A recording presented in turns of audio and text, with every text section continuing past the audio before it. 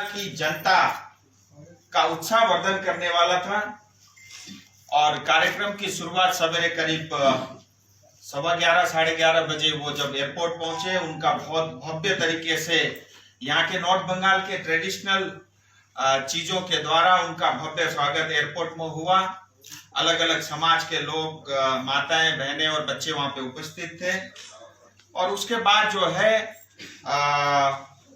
Airport के बाद वो ठाकुर पंचानन वर्मा जी, जो एक राजवंशी के बड़े नेता और एक समाज सुधारक हैं, उनका माल्यार्पण हुआ और उसके बाद जो है कालीबाली मंदिर में एक पूजा का कार्यक्रम भी था और उसके बाद आकर के इसी होटल के अंदर में जहां हम सब लोग मौजूद हैं, संगठन के 2 कार्यक्रम थे जिसके अंदर में भारतीय जनता पार्टी के संगठन से जुड़े हुए सभी नॉर्थ बंगाल के जिले के सब कार्यकर्ता, उनके सांसद, जो भी हमारे विधायक हैं, वो सब यहाँ उस दौरान वहां पे उपस्थित थे। बहुत डिटेल में माइन्यूटली जो है एक एक जिले और एक एक विधानसभा और संसदीय सीट को लेकर के चर्चा हुई और सब कार्यकर्ताओं ने अपना विषय रखा और राष्ट्रीय अध्यक्ष जी ने भी सबको संबोधन किया कि एक अच्छे कार्यकर्ता के गुण क्या होते हैं और हमारी जिम्मेदारी और हमारे जो पार्टी हमसे जो अपेक्षा करते हैं वो सब क्या चीजें, उन्होंने बहुत माइन्यूटली इस चीज को बताया। फिर उसके बाद जो है एक दूसरा जो कार्यक्रम हुआ, नॉर्थ बंगाल के सभी समाज के सभी कम्युनिटी के लोग आज उपस्थित थे और उन सब के जो भी मांगे थे या जो उनके सुझाव थे या जो कुछ भी एक राष्ट्रीय अध्यक्ष के सामने रखना था या दुनिया की सबसे बड़ी पॉलिटिकल पार्टी के अध्यक्ष जब आपके क्षेत्र में आए तो उनसे जो अपेक्षाएं थी वो सब समाज के लोगों ने उनके सामने बहुत खुल करके रखी और ये एक बहुत ही अद्भुत किस्म का और बहुत ही अच्छा और बहुत सारे समाज को जो है प्रेरणा देने वाला कार्यक्रम था। ये कार्यक्रम भी बहुत अच्छे से सफलतापूर्वक हुआ। अब जब अंत में फिर राष्ट्रीय अध्यक्ष जी ने जो है सबके सामने उद्बोधन रखा, उसके कुछ बिंदु मैं आपके सामने रखना चाहूंगा। एक अध्यक्ष जी ने शुरुआत अपने भाषण की कुछ इस प्रकार से की कि हमारी सरकार और हमारे प्रधानमंत्री जी और हम सब लोग यही चाहते हैं, सबका साथ, सबका विकास और सबका विश्वास। इसी मंत्र को लेकर के हम आज तक आगे बढ़ रहे हैं और आगे भी इसी मंत्र को लेकर के हम आगे बढ़ेंगे।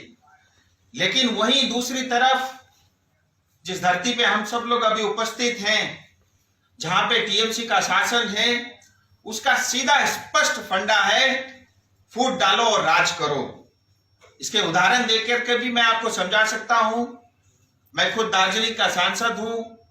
दार्जिलिंग पहाड़ के अंदर में गोरखा के अलग अलग समाज कम्युनिटी के लोग रहते हैं। उनके 16 अलग अलग डिफरेंट डेवलपमेंट बोर्ड बना करके उनको बांटने की साजिश हुई। इस तरह के काम जो है पश्चिम बंगाल में लगातार हो रहे हैं। और दूसरा, जब वो अपना वक्तव्य रख रहे थे, जितने भी समाज के लोग जिन्होंने सुझाव दिए थे या जो बात अपने राष्ट्रीय अध्यक्ष जी से कहना चाह रहे थे, उसमें 2 बातें बहुत कॉमन सी थी। एक ये था एम्प्लॉयमेंट को लेकर के और दूसरा था एम्पावरमेंट को लेकर के। उन्होंने समाज के सभी आए हुए वर्ग के सामने विषय रखा कि मोदी जी ने जब से प्रधानमंत्री बने डे 1 से एम्पावरमेंट के लिए उन्होंने काम किया है।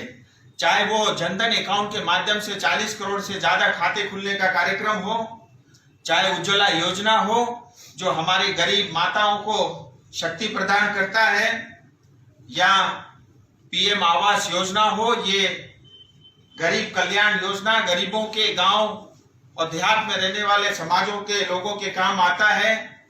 प्रधानमंत्री ग्राम सड़क योजना, किसान सम्मान निधि, दुख की बात है 76 लाख से ज्यादा किसान इस योजना से पश्चिम बंगाल में वंचित है। इसकी भी उन्होंने अपने संबोधन में इसका भी जिक्र किया। इसी के साथ आयुष्मान भारत योजना, जो कोई व्यक्ति अगर बीमार हो जाता है गांव देहात में तो उसको 5 लाख रुपए तक की बीमा मिलती है, लेकिन राज्य सरकार के जो रवैया है उसको देखते हुए ये योजना भी पश्चिम बंगाल में लागू नहीं है, इसकी भी उन्होंने अपने भाषण में, अपने संबोधन में जिक्र किया। और इसके अलावा और भी बहुत सारे विषय जो उनके सामने आए थे। एक तो चाय बागान और मिनिमम वेज को लेकर के कॉमन सी फीलिंग सबके मन में थी, क्योंकि नॉर्थ बंगाल हम सब जानते हैं, चाय बागान, सिंकोना बागान में काम करने वाले बहुत सारे लोग जो है पार्टिकुलरली इस क्षेत्र में रहते हैं। तो उन्होंने संबोधन में यह भी कहा कि अभी पिछले दिनों, कुछ दिन पहले ही जो पार्लियामेंट सेशन चला उसमें जो कोड ऑन वेजेस जो बिल पास हुआ, उसके बाद अब पीएलए एक्ट 1951 ये अस्तित्व में नहीं रहेगा। उसके बाद अब इसके रूल्स बनने लग रहे हैं, 2-3 महीने रूल्स बनने में शायद समय लगेंगे। फिर उसके बाद सब चाय बागान में काम करने वाले श्रमिकों को मिनिमम वेज की गारंटी मिलेगी। जिस तरह से बाकी क्षेत्र में काम करने वाले लोगों का जो स्किल लेबर है पश्चिम बंगाल में 350 रुपया उनको आज मिनिमम वेज मिलता है, उसी तरह से चाय बागान में काम करने वाले श्रमिकों को भी 350 रुपया मिनिमम वेज मिलेगा।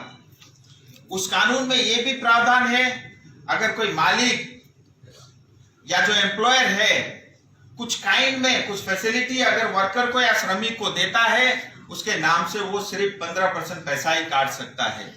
अगर उदाहरण के तौर पे 350 में अगर कोई 15% काट ले तो भी 290 से लेकर के 300 रुपया उसको देना पड़ेगा। इस बात की भी उन्होंने जिक्र की। एक राजवंशी समाज के लोग थे, उनकी तरफ से नारायणी सेना की बात हुई। अध्यक्ष जी ने कहा कि आप सब लोग काफी समय से इसकी मांग करते रहे हैं और आपकी बात को प्रमुखता से मैं दिल्ली में भी रखूंगा, मैं भी आपके साथ हूं, ऐसी बात उन्होंने अपने उद्बोधन में किया। गोरखा समाज के लोग भी आए थे और उनकी भी 2-3 मांग थी। गोरखा समाज के लोगों ने कहा कि भारतीय जनता पार्टी को 2009 से वो लोग सहयोग करते रहे, उनको जिताते रहे हैं और वो खुश है इस बात को लेकर कि 2019 के चुनाव में भारतीय जनता पार्टी ने गोरखा समाज को लेकर के 2 मांगे रखी थी, 2 विषय रखे थे। एक तो जो हमारे गोरखा भाई बहन हैं उनका 11 जाति का एक विषय है, क्योंकि गोरखा कम्युनिटी में 11 कम्युनिटी के लोग अभी भी एसटी बनने से वंचित हैं, जबकि 1941 तक वो हिल्स ट्राइब के नाते जाने जाते थे पूरे देश भर में, लेकिन उनका अधिकार वो छीन लिया गया, उसकी किसी को जानकारी में भी नहीं थी। इस बात को ध्यान में रखते हुए 2019 में भारतीय जनता पार्टी ने अपने संकल्प पत्र में इस बात का जिक्र किया था कि जो गोरखाओं में 11 छूटी हुई जातियां हैं वह हम उनको एसटी स्टेटस देने का काम करेंगे। इसी तरह दार्जिलिंग हिल्स तराई डूवर्स को लेकर के स्थायी राजनीतिक समाधान की बात थी, उन्होंने ये बात रखी। अध्यक्ष जी ने कहा कि ये हमारा कमिटमेंट है और हम इसको करेंगे। इसके अलावा सिंकोना प्लांट की भी बात हुई, किसी एक साथी ने इस बात का जिक्र किया तो अध्यक्ष जी ने स्पष्ट कहा कि हिमाचल प्रदेश से मैं आता हूं और हिमाचल प्रदेश में हमने एक प्लांटेशन मेडिसिन प्लांटेशन हब बनाया है, उसी के तर्ज पे जो है जो हमारे पास सिंकोना बागान की इतनी 20,000 एकड़ से ज्यादा जमीन है उसके अंदर में टीएमसी तोड़ता है, बीजेपी जोड़ता है, तो पहाड़ का जो एक बहुत सारे बोर्ड बना के जो डिवीजन बना है उसी के मुताबिक ऐसे होता है। देखिए उन्होंने कोई स्पेसिफिक उदाहरण नहीं दिया, मैं उदाहरण दे करके आपको समझा रहा था। देखिए ये 4.5 साल तक टीएमसी सिर्फ लूटने का काम करती है।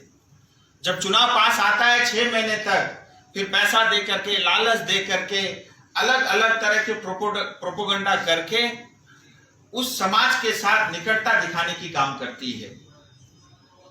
मैं कहना तो नहीं चाह रहा था, आपने प्रश्न पूछा है। आज टीएमसी पश्चिम बंगाल में एक धर्म विशेष को लेकर के काम करती है और जब चुनाव सामने आता है, चुनाव निकट आता है तो बाकी धर्मों के लोगों को भी जो है अलग अलग तरह के चॉकलेट्स देने की कोशिश होती है। सो ये बात स्पष्ट दर्शाती है, ऐसे बहुत सारे उदाहरण है पश्चिम बंगाल में जो ये टीएमसी की सरकार करती रहती है। और कोई सवाल? तो sir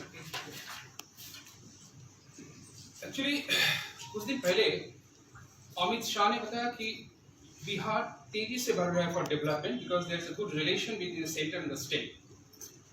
everybody knows there is no good relation between the state and the center in the question of Bengal and center, Mamata Banerjee and Modi.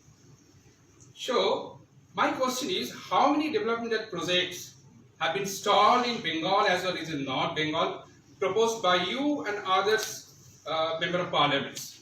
Actually, can you have any detailed list of it and just actually, is it discussed here? So, देखिए, इसकी चर्चा इस पूरे बैठक के अंदर में नहीं हुई, लेकिन आपने प्रश्न पूछा है और काफी अच्छा प्रश्न पूछा है और मेरा ये अधिकार बनता है कि इसका जवाब मैं आपको दूं। एक तो मैं आपको ये स्पष्ट कहना चाहता हूं कि पश्चिम बंगाल में जो टीएमसी की सरकार है ये जन विरोधी है, ये एंटी पीपल्स पॉलिटिकल पार्टी है। क्योंकि अगर आप जनता के साथ होते तो आयुष्मान भारत को आप नहीं रोकते, अगर आप किसानों के साथ होते तो आप जो है किसान सम्मान निधि योजना को नहीं रोकते। ऐसी जितने भी योजनाएं जहां केंद्र सरकार डायरेक्ट डीएफटी के थ्रू उस उपभोक्ता तक सीधा पैसा पहुंचाने का काम करता है, उस योजना को टीएमसी सरकार विरोध करती है। तो इससे ये बात स्पष्ट है, ये प्रमाणित है कि आज टीएमसी पार्टी केंद्र सरकार के जो अलग अलग योजनाओं से जो पैसे आते हैं, उस पैसे से टीएमसी पार्टी अपनी पॉलिटिकल एक्टिविटीज करती है। आपको मैं एक उदाहरण देके बताना चाहूंगा, ये मनरेगा और पीएमजीएसवाई, ये जो प्रधानमंत्री ग्राम सड़क योजना, इसके अंदर में इतनी बड़ी धांधली होती है पश्चिम बंगाल के अंदर में। जेसीबी ला करके रोड की पहाड़ की खुदाई होती है और लोगों के नाम दिखा करके जो है बहुत सारा पैसा उसके माध्यम से लूटा जाता है और वो सारा पैसा जो है पॉलिटिकल पार्टी के नेताओं के जेब में जाता है, उनके कॉन्ट्रैक्टर के जेब में जाता है। सो मैं सीधा स्पष्ट ये कहना चाहूंगा कि ये जन विरोधी पार्टी है, ये लोक विरोधी पार्टी है, किसान विरोधी पार्टी है। ये जो हमारे पश्चिम बंगाल की गरीब जनता है उसके विरोध करने वाली ये पार्टी है। लेकिन आप देखिए, प्रधानमंत्री मोदी जी जब से वो प्रधानमंत्री बने, गांव के लिए, गरीब के लिए, किसान के लिए, श्रमिक के लिए दिन और रात मिलाकर के 18 से 19 घंटे तक रोज काम करते हैं। किसी तरह हम जो है गरीब को आगे बढ़ा सके, किसी तरह हम किसान को आगे बढ़ा सके। ये स्पष्ट दिखता है, उनकी योजनाओं में दिखता है, उनके भाषणों में दिखता है। और मुझे लगता नहीं कि उनकी बात को कोई गलत प्रूफ करे ऐसा कोई व्यक्ति भी हमारे सामने होगा, क्योंकि वो अंदर से बोलते हैं, दिल से बोलते हैं। जिस तरह से वो काम करते हैं उस तरह से अपनी बात को वो रखते भी है जनता के सामने। और पूरा हिंदुस्तान, आज तो पूरा बंगाल भी जो है बीजेपी में हो चुका है, पूरा हिंदुस्तान मोदी जी पे ट्रस्ट करता है। और टीएमसी दूसरी तरफ जनता को सिर्फ लूटने का काम करती है। देखिए, 34-35 साल तक सीपीएम ने राज किया और जो है पश्चिम बंगाल की स्थिति काफी खराब हुई, लेकिन पिछले 10 साल में बहुत तेजी से जो है पश्चिम बंगाल को खराब करने का काम जो है टीएमसी की सरकार ने किया। और यहाँ का प्रशासन, यहाँ का पुलिस आज वो टीएमसी का कैडर बन के काम करता है। वो एक ऐसा लगता है पुलिस ना होकर के एक पॉलिटिकल पार्टी का नेता और कार्यकर्ता है। और सबसे ज्यादा टेररिस्ट फैलाने का काम, सबसे ज्यादा टेरर फैलाने का काम पश्चिम बंगाल की पुलिस और यहाँ की प्रशासन करती है। कुछ और ऐड कर मुझे बोलना है तो आप बोलिएगा। एक्चुअली वो डाइवर्सिफिकेशन ऑफ फंड का बारे में बहुत सारी चर्चा चल रहा है कि सेंट्रल गवर्नमेंट का फंड आता है तो दूसरी जगह डाइवर्ट करके दूसरा प्रोजेक्ट में काम करते हैं, उसका अपना नाम। तो actually any plan to launch a star against the Trinamool Congress before assembly election which is just 6 months just. देखिए दादा, मैं आपको ये कहूंगा कि आज जो 2021 की चुनाव की स्ट्रेटेजी आपके सामने आज तो मैं शेयर नहीं करूंगा, चुनाव में बहुत टाइम है और अभी इस तरह के लेकर के बहुत बैठकें भी हुई नहीं, जैसे समय आएगा मैं बताऊंगा। लेकिन आपने एक बात अपने प्रश्न में पूछा था, मैं कुछ ढूंढ रहा था कि आपने अपने क्षेत्र के लिए क्या किया। देखिए, मैं हमेशा बता रहा हूं कि पिछले 1.5 साल से मैं सांसद हूं। लेबर बिल पास करने में मैं खुद लेबर कमेटी का मेंबर था, 1.5 साल तक मैं लगा रहा। कोरोना संकट के समय में हर हफ्ते मीटिंग होती थी, फिर भी मैं उसको अटेंड करता था। मिनिमम वेज की मैंने बात की, ईएसआई अस्पताल की सुविधा इसमें मिलेगी। ये पूरा हिमालय का क्षेत्र, ये पहले जो भारत सरकार ने जो हिमालय कंसोर्टियम बनाया था उसका हिस्सा नहीं था पश्चिम बंगाल, अब जो है नीति आयोग ने इसको भी इंक्लूड किया है। और दार्जिलिंग के अंदर में, कालिम्पोंग के अंदर में, पूरे पश्चिम बंगाल में सबसे ज्यादा रोड्स और हाईवे के काम जो है हमारे क्षेत्र में हो रहे हैं। कालिम्पोंग जाने के लिए 2 अल्टरनेटिव हाईवे बन रहे हैं, दार्जिलिंग जाने के लिए एक अल्टरनेटिव हाईवे बन रहा है, कोरोनेशन ब्रिज का अप्रूवल मिल चुका है, और भी जो है मतलब सिलीगुड़ी के अंदर में जो ट्रैफिक को डीकंजेशन करने के लिए जो योजना है उसके ऊपर में काम चल रहा है। करसंग के अंदर में रेल म्यूजियम बन रहा है, ऑल इंडिया रेडियो करसंग को डिजिटलाइज कर रहे हैं। नेशनल हाईवे 10 हम सब जानते हैं हर बार बारिश के बाद जो है वहां पे बहुत एक्सीडेंट होते हैं, उसको ऑल वेदर रोड जो है भारत सरकार बना रही है। PMGSY में बहुत सारे रोड अप्रूव हुए हैं, MP लेट फंड में 2.5 करोड़ रुपए आया था अकाउंट में, वो सारा मतलब वो प्रोजेक्ट अप्रूव हो चुका है। लेकिन फिर भी मैं यहाँ पे कहना चाहूंगा, प्रोजेक्ट अप्रूव होने के बाद भी आज तक डीएम ने पैसा रिलीज नहीं किया। क्यों नहीं किया ये वही जानते हैं। मैं चाहूंगा आप जब भी डीएम से मिले ये प्रश्न जरूर करें। पीएम रिलीफ फंड के माध्यम से करीब 90 से 100 लोगों का जो है इलाज करने में अभी तक सहायता मिली है।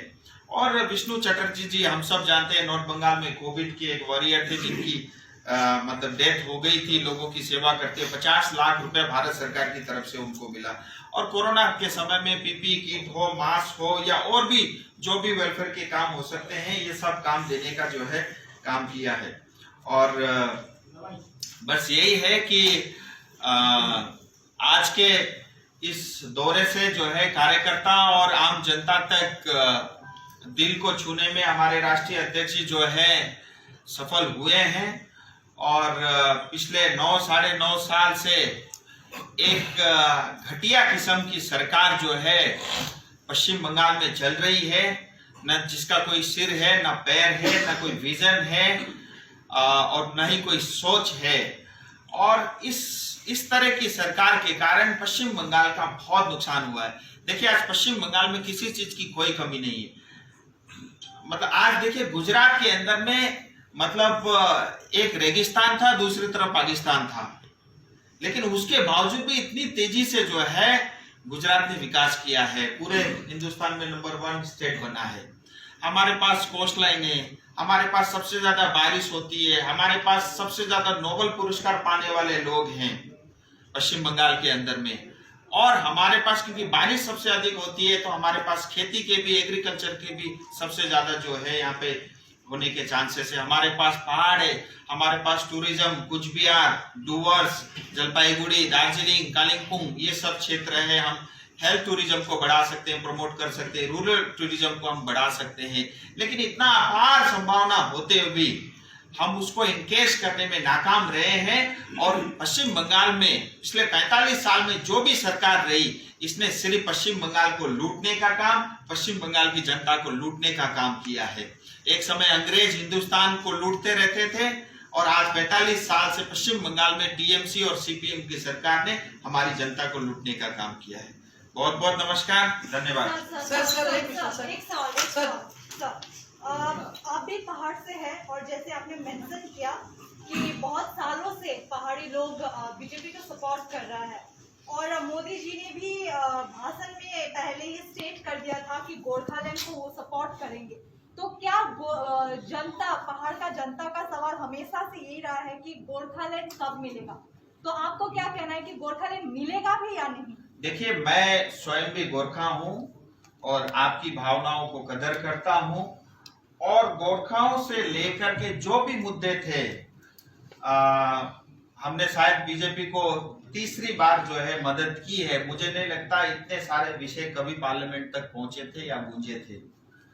और लगातार जो है बीजेपी के राष्ट्रीय अध्यक्ष हो, क्योंकि आज भी उन्होंने इसी बात का जिक्र किया, चाहे प्रधानमंत्री हो चाहे गृह मंत्री जी, उन्होंने हमेशा कहा है कि गोरखाओं के साथ जो है बीजेपी एक चट्टान की तरह खड़ी है। और मैं आपको एक बात और भी बताऊं, देखिए हम सब गोरखा राष्ट्रभक्त, देशभक्त होते हैं और भारतीय जनता पार्टी भी राष्ट्रभक्तों की पार्टी है और हमारा एक नेचुरल अलायंस भी है। लेकिन मैं उनकी पीड़ा भी समझता हूं क्योंकि इतने साल, 11 साल बीत गए हैं, लेकिन फिर भी उनके जो मांगे थे उनका कोई समाधान नहीं हुआ। और मुझे लगता है इस बार जब दूसरी बार सरकार बनी बहुत तेजी से काम चल रहा है। लेकिन हमें ये भी देखना होगा कि पिछले 7-8 महीने में कोरोना के कारण ऐसे कोई भी फैसले, कोई भी काम नहीं हुआ है। उससे पहले बहुत तेजी से, चाहे वो 370 जम्मू कश्मीर का विषय था, बोरोलैंड का इशू था, ब्रू रेंज से रिलेटेड इशू था, सीएबी का कानून था, या ट्रिपल तलाक का विषय था, लेबर रिफॉर्म से लेकर के जो विषय थे, ये सब विषय को करने में जो है भारतीय जनता पार्टी सक्षम रही है। और भारतीय जनता पार्टी ने हमेशा ये कहा है कि हम दार्जिलिंग, तराई और डूवर्स के लेकर के स्थायी राजनीतिक समाधान के लिए हम प्रतिबद्ध है, हम कमिटेड है। आप निश्चिंत रहिए, ये काम जरूर होगा, अवश्य होगा।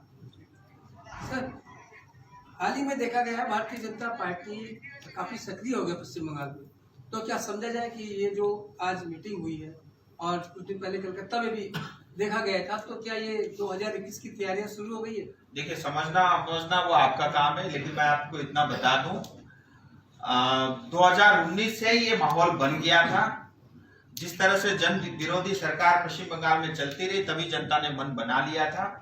और आज 2021 में यह तय है, भारतीय जनता पार्टी की सरकार बनेगी, 200 से ज्यादा सीट मिलेंगे और ममता दीदी का जाना तय है। चलिए, धन्यवाद।